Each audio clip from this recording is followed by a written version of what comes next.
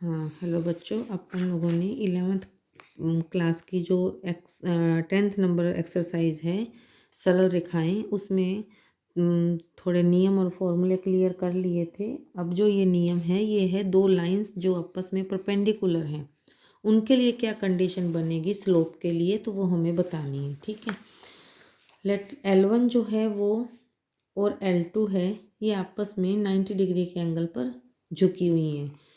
L1 line जो है x axis के साथ अल्फा कोण और L2 लाइन एक्स एक्सिस के साथ बीटा कोण बनाती है। तो डायग्राम में आपको दिख ही रहा है। तो इसमें क्या है कि अगर हम बीटा की वैल्यू निकालना चाहें एंगल बीटा की, तो एंगल बीटा क्या है, लेट ये ट्राइंगल दिखाई दे रहा है आपको, इस ट्राइंगल का एक एक्सटीरियर एंगल है ये। ठीक है, ये वाला ट्राइंगल है, इसका ये एक्सटीरियर एंगल है।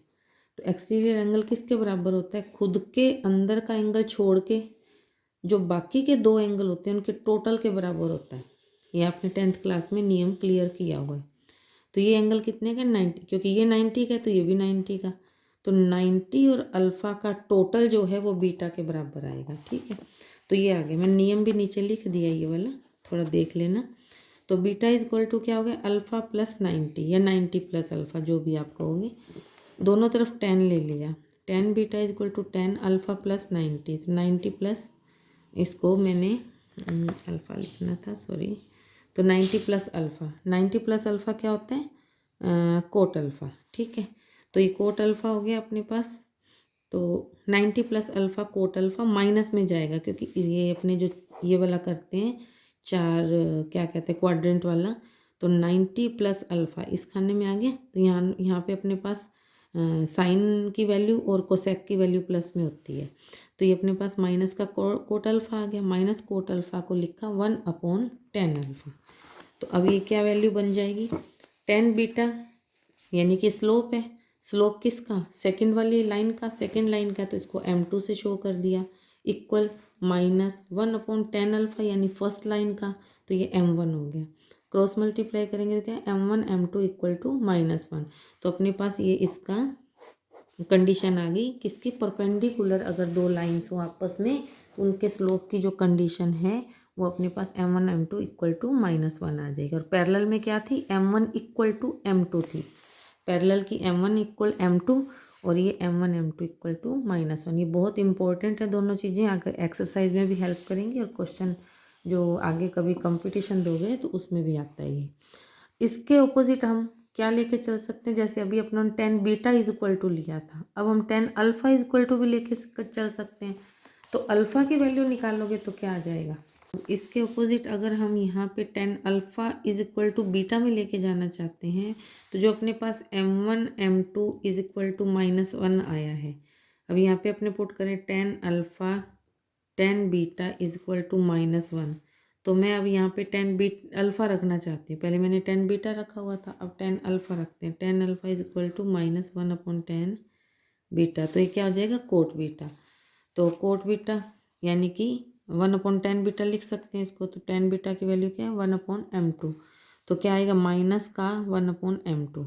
अब इसका क्रॉस मल्टीप्लाई करोगे तो वापस क्या आ गया, M1 M2 इक्वल टू -1। तो यानी कि आपको दोनों तरीक़ों से बता दिया, चाहे आपके पास स्लोप फर्स्ट हो यानी फर्स्ट लाइन का स्लोप हो, चाहे सेकेंड लाइन का स्लोप हो, दोनों का मल्टीप्लाई करते हैं परपेंडिकुलर होने पे तो -1 देता है।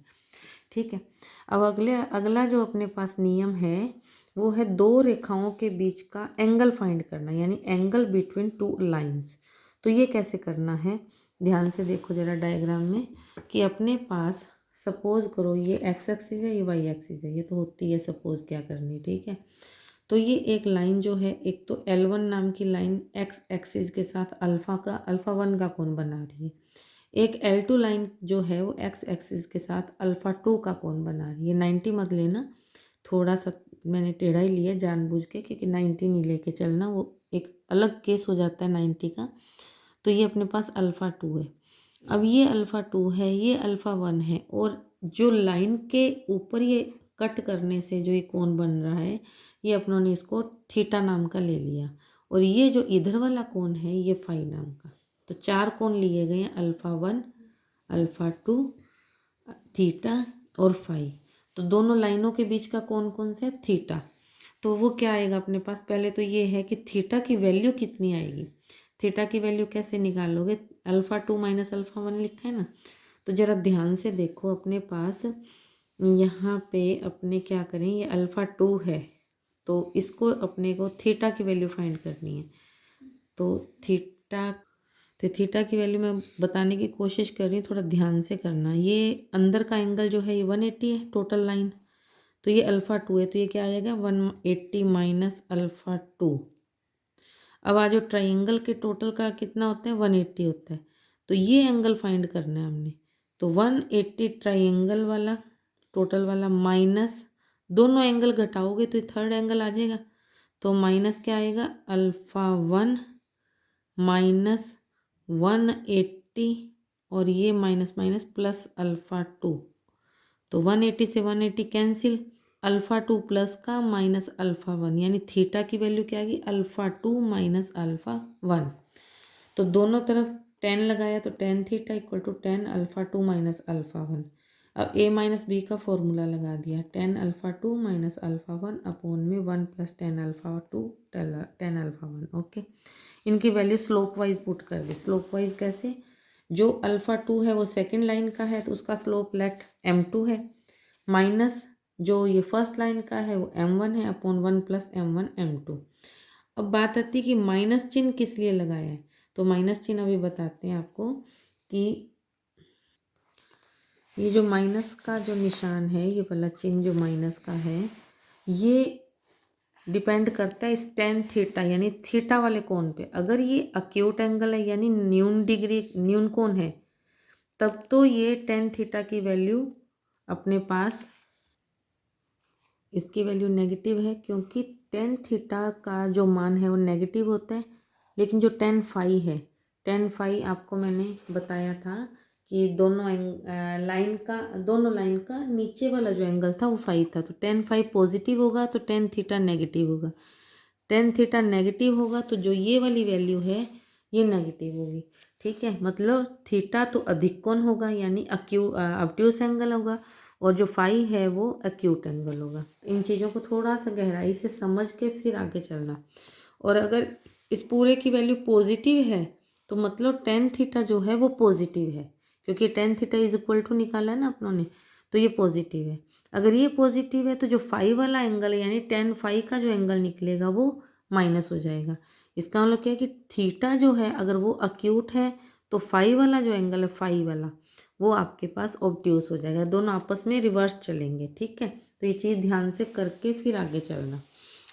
और फिर अपने पास है तीन बिंदुओं के संरेख यानी एक ही रेखा पर तीन बिंदु उपस्थित होने की कंडीशन। वैसे तो आपको बताया था कि ट्राइंगल वाला जो एरिया है वो 0 हो जाता है, बट उसके अलावा भी एक है स्लोप वाइज। अगर स्लोप के अनुसार अपने लेना चाहें तो कौन सी कंडीशन बनेगी, अगर तीन बिंदु एक ही रेखा के ऊपर उपस्थित हों। तो इसमें क्या करना है अपने को, सपोज करो P Q और R तीनों बिंदु जो हैं वो अपने पास एक ही रेखा में है, तो इन दोनों बिंदुओं में से जाने वाली लाइन का जो स्लोप होएगा और इन दोनों में से जाने वाली लाइन का जो स्लोप होएगा वो आपस में बराबर होंगे, यानी कि PQ लाइन की ढाल स्लोप और QR लाइन की ढाल यानी स्लोप दोनों आपस में बराबर होंगे। तो वही मैंने यहाँ पे कोशिश की है करने की। पहले तो PQ का स्लोप फाइंड किया तो क्या बन जाएगा अपने पास PQ का y1 माइनस के या k माइनस y1, ठीक है, अपॉन में h माइनस x1, ठीक है, is equal to y2 minus y1 upon x2 minus x1 वाला फार्मूला लगा करके m यहाँ लिखना हो तो लिख सकते हो। और इन दोनों बिंदुओं पे लगाओगे तो क्या आएगा x2 माइनस मैंने क्या लिया है PQ और QR, तो QR का लेके चलेंगे तो अपने पास क्या आ जाएगा y2 minus y1 upon x2 minus x1। दोनों का अपने लेके चले तो इनका क्रॉस मल्टीप्लाई करेंगे तो इस चीज़ का गुना इससे और इसका इससे, ये अपना कंडीशन आ जाएगी तीन पॉइंट्स की आपस में सरेख यानी एक ही रेखा के ऊपर उपस्थित होने की। ठीक है, तो यहाँ तक जो नियम थे मैंने क्लियर कर दिए। फिर भी आपको कोई डाउट हो, हाँ बीच में से ऐसे दो तो एक नियम ऐसे हैं जो आपके लिए बेस बना रहे हैं, तो मैंने रुक रुक के आपको धीरे धीरे बताया है, उसको अच्छे से देखना सुनना और खुद से समझ के कोशिश करना उनको करने की। फिर भी ना समझ आए तो दोबारा फिर से पूछने की कर लेना, तो मैं आपको दोबारा क्लियर कर दूँगी, ठीक है। अब अपनों ने 10.1 शुरू करनी है, तो मैं नेक्स्ट वीडियो में डालूँगी, तो आप देखना, लाइक करना, शेयर करना और सब्सक्राइब ज़रूर करना, ठीक है। और बेल आइकन का भी प्रयोग किया करो। ओके।